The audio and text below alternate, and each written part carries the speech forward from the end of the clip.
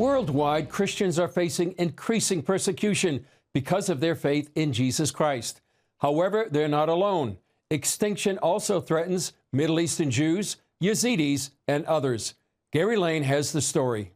December 2010, Tunisians ignited a spark leading to the so-called Arab Spring, fueling hope that freedom and democracy would spread rapidly throughout the Middle East. Those hopes, however, became dashed as the dream turned into a nightmare. In Egypt, Muslim Brotherhood rule led to burned churches and bloodshed. The rise of the Islamic State followed with even greater atrocities, spreading to Iraq and Syria. Minority faiths, now considered infidels, were forced to convert to Islam, pay a jizya tax, or face death. Many Christians, Jews, Yazidis, and moderate Muslims chose to flee. Hillary Miller of the U.S. Commission on International Religious Freedom argues that now, outside of Israel, Jews have all but disappeared from the Middle East. At its height in the 1940s, the Jewish community of Egypt numbered at 80,000. 80,000.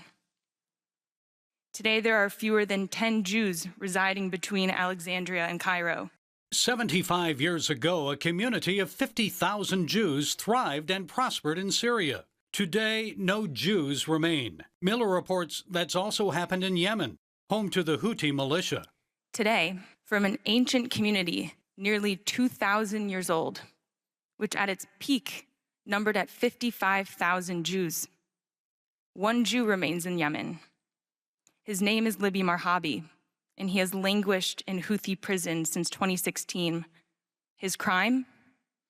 Attempting to carry a Torah scroll from Yemen to Israel. Historically, Christians in Syria and Iraq numbered between 3 to 4 million. Today, however, their population has dwindled to around 300,000 in each country.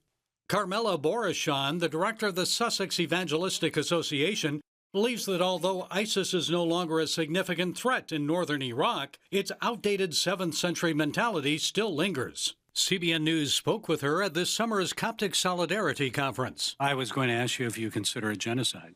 What is happening? It is very subtle ethnic cleansing that is covered really well. A lot of Western world don't see it because they are protecting the patriarchs. Iraq's Yazidi minority faith group is facing a critical decline. The United Nations reports that ISIS killed nearly 5,000 Yazidis and kidnapped at least 7,000 women and girls. 10 years later, 3,000 Yazidi females remain in captivity.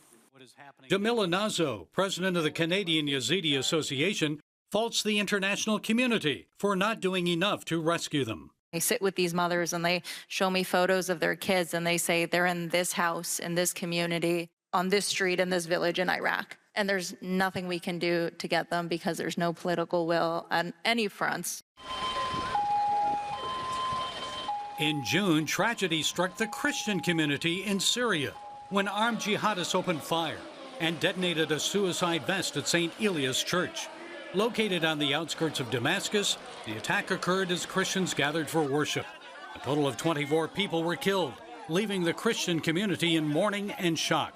The question remains of who will protect the Middle East religious minorities from annihilation. Many Syrian Christians turn to God rather than governments to shield them from jihadist attacks. We cannot have meaningful conversations about protecting Christians if we are not listening to genuine Christian voices. If we remain silent now, this pattern of murder and injustice will continue until the very last Assyrian in Syria is dead or gone, and every road of our homeland is once more fractured and regimes continue to pave over our freshly dead, bloody bodies.